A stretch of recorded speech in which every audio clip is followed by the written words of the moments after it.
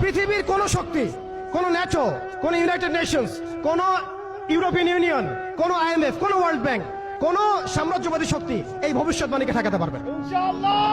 আপনি ওদেরকে চেষ্টা করতে দেন, সারা পৃথিবীর সমস্ত মুসলমানকে যদি এখন তারা মেরে ফেলে, তবু এই অকাট্য ভবিষ্যৎবাণী ইনশাআল্লাহ তাআলা তারা পাল্টাতে পারবে না।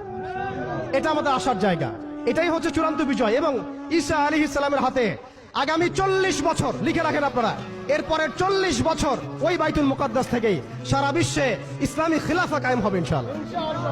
যে খিলাফা শব্দটা এখন রাজনৈতিকভাবে আপনারা নিতে পারেন না, হজম করতে পারেন না। আমি জানি আপনারা জানেন না, অনেকেই এটা অজ্ঞতার কারণেও হতে পারে, তারা হয়তো জানেন না, আমরা জানাতে এসেছি। এই যে খিলাফা শব্দটা তারা নিতে পারে না, এই খিলাফাই হবে পৃথিবীর শেষ শাসন ইনশাআল্লাহ তাআলা। এই খিলাফা দিয়ে বিশ্ব শুরু হয়েছিল, এই খিলাফা দিয়েই বিশ্ব শেষ হবে। ঈসা আলাইহিস সালাম 40 বছর ওই জেরুজালেম থেকেই এই বিশ্বকে শাসন করবেন ইনশাআল্লাহ তাআলা। এটা লেখা হয়ে গেছে, কুদিয়াল আমর, এটা কেউ চেঞ্জ করতে পারবে না।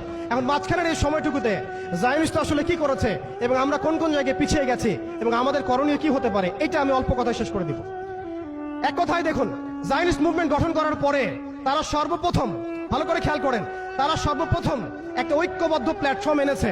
আমরা দেখেন সারা বিশ্বে এখন পর্যন্ত মুসলিমরা একটা ঐক্যবদ্ধ প্ল্যাটফর্ম করতে পারি নাই। তারা ঐক্যবদ্ধ একটা প্ল্যাটফর্ম করেছে এবং সেই প্ল্যাটফর্মকে কেন্দ্র করে তারা সবার আগে খেলাফত ব্যবস্থাকে ধ্বংস করেছে। অটোম্যানদেরকে তারা পরাজিত করেছে। প্রথম বিশ্বযুদ্ধের সেই 1914 থেকে 18-এর মধ্যে তারা বাইতুল মুকাদ্দাসে প্রথম ঢুকেছে এবং তাদের সহযোগী ছিল পশ্চিমা বিশ্ব এবং ব্রিটেন। আজকে আমরা ইসরায়েলের এগেইনস্টে কথা বলি ঠিকই, কিন্তু পশ্চিমা বিশ্বের এগেইনস্টে আমরা কথা বলতে পারি না।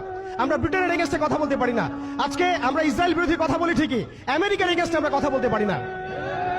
আজকে আমরা তাদের পণ্য বয়কট নিয়ে কথা বলি, এটাও দরকার আছে, কিন্তু তাদের আদর্শ দিয়ে আমাদের ব্যক্তি জীবন, পারিবারিক জীবন, সামাজিক জীবন, ইভেন রাজনৈতিক অর্থনৈতিক জীবন পর্যন্ত ঢেলে সাজানো হয়েছে, এগুলো আমরা ছাড়তে পারি না।